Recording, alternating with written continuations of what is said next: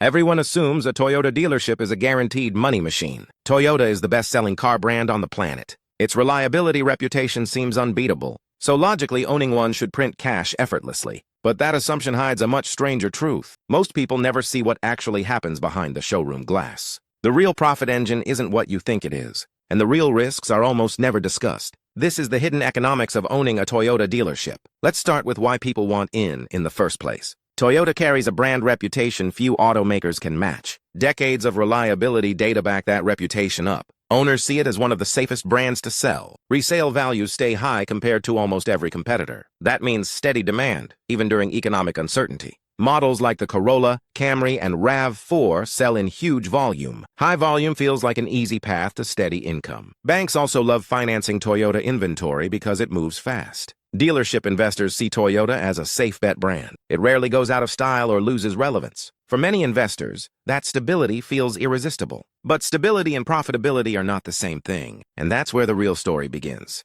Getting approved as a Toyota dealer isn't simple. Toyota doesn't sell franchises the way a fast food chain does. There's no simple upfront franchise fee you can just pay. Instead, Toyota controls who enters through a strict approval process. You need proven automotive retail experience. You need serious financial backing, often tens of millions. You need an open market territory, which barely exists anymore. Most major markets are already fully saturated with existing dealers. That means most new owners don't build from scratch. Instead, they buy an existing dealership from a current owner. This purchase price includes something called blue sky value. Blue sky is the price for the dealership's ongoing profit potential. It has nothing to do with buildings or land. It's simply what buyers pay for future cash flow rights. Depending on the market, blue sky can reach into the millions. On top of that comes land and building costs. Toyota requires a specific brand image showroom design. Facilities must meet strict size and layout standards. Showroom, service bays, and parts storage are all regulated by Toyota's design code. Building or renovating to that code isn't cheap. Depending on location, that alone can cost millions of dollars.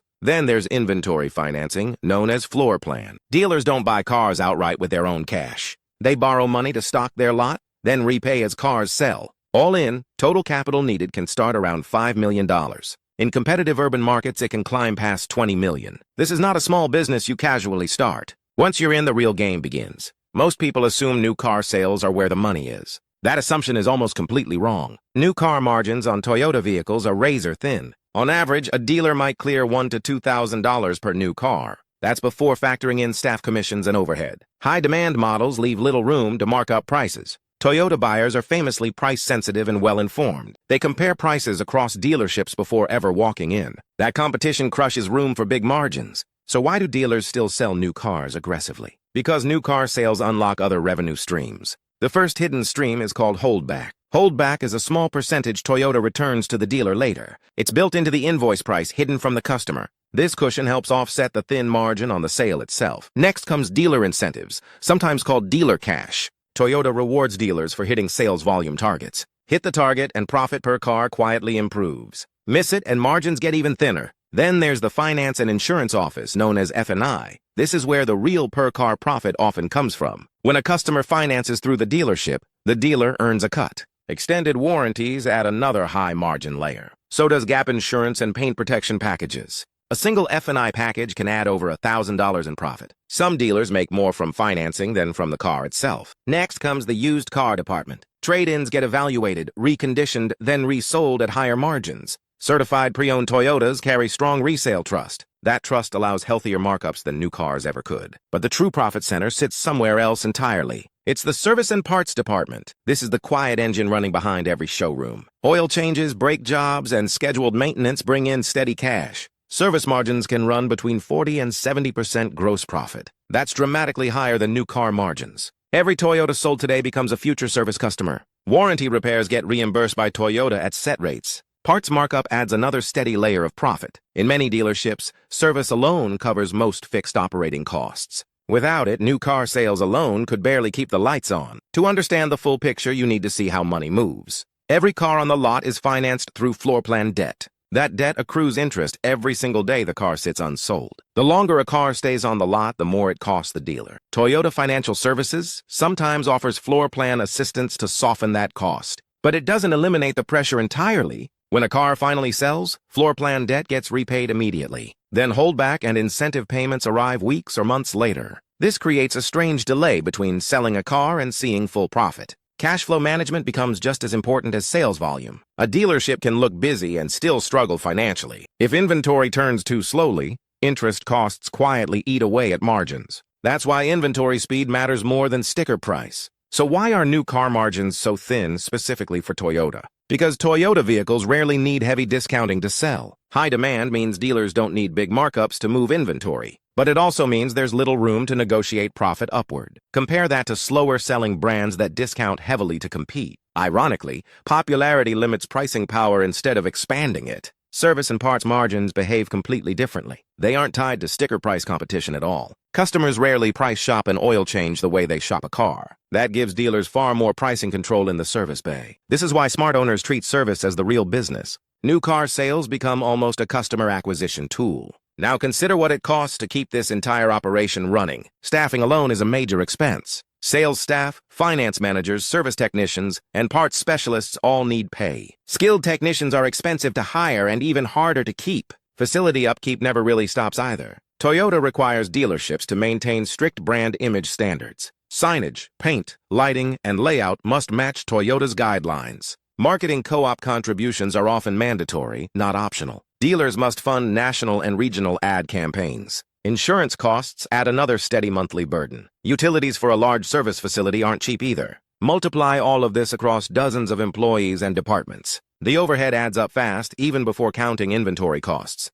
Beyond regular expenses, hidden costs quietly drain profit too. Toyota periodically updates its brand image requirements. When that happens, dealers must renovate to stay compliant. These mandatory upgrades can cost hundreds of thousands of dollars. Sometimes they cost well over $1 million. Refusing to comply can risk your franchise standing itself. Inventory carrying cost is another silent drain. Every unsold car quietly bleeds floor plan interest daily. During rising interest rate periods, that cost multiplies fast. Even a strong selling brand feels that pressure eventually. Technician training and certification costs also keep climbing. As Toyota's technology evolves, staff need constant retraining. Hybrid and electric systems require specialized certification. None of that training comes free. These hidden costs rarely show up in the glossy franchise pitch. Now come the risks nobody likes to mention. Toyota, not the dealer, controls vehicle allocation. That means Toyota decides which dealer gets the hottest models. A dealer might have buyers lined up for a RAV4 hybrid, but if allocation is low, those sales simply can't happen. Demand alone doesn't guarantee supply.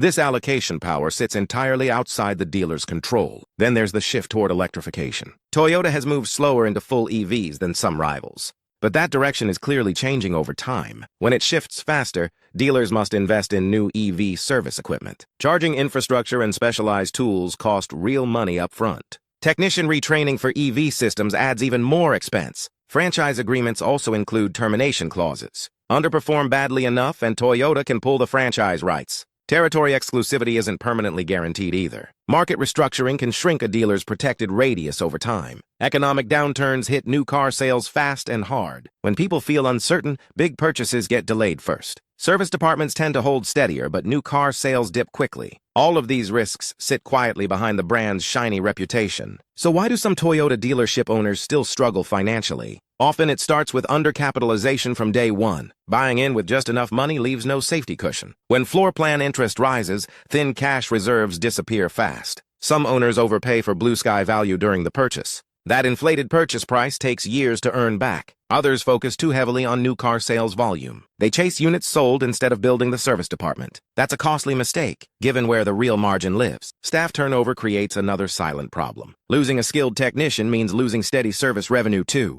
Retraining new staff takes time, and time costs money. Poor inventory management leaves slow-moving cars sitting too long. Every extra week of unsold inventory adds floor plan interest. Some owners adapt too slowly to the shift toward hybrids and EVs. By the time they adapt, competitors already captured that demand. Weak customer retention in the service bay hurts long-term stability. Once a customer stops returning for service, lifetime value drops sharply. Combine a few of these mistakes together and margins vanish quickly. Even a strong brand name can't fully protect a poorly run store. So is owning a Toyota dealership actually a good business? The honest answer is, it depends entirely on execution. As a pure new car sales business, margins are genuinely thin. But that's never really the full business model. The real business is service, parts, financing, and long-term customer retention. Toyota's brand strength brings steady traffic through the door. That traffic becomes valuable only if the dealer captures it fully. Done right, a Toyota dealership can be remarkably stable long-term. It rarely experiences dramatic boom and bust swings like riskier brands. Done poorly, thin new car margins simply won't save the business. This isn't a fast, flashy path to sudden wealth. It's closer to a slow, steady, capital-intensive cash flow machine. The showroom sells the story, but the service bay pays the bills. That's the part almost nobody talks about. And that's the real economics of owning a Toyota dealership.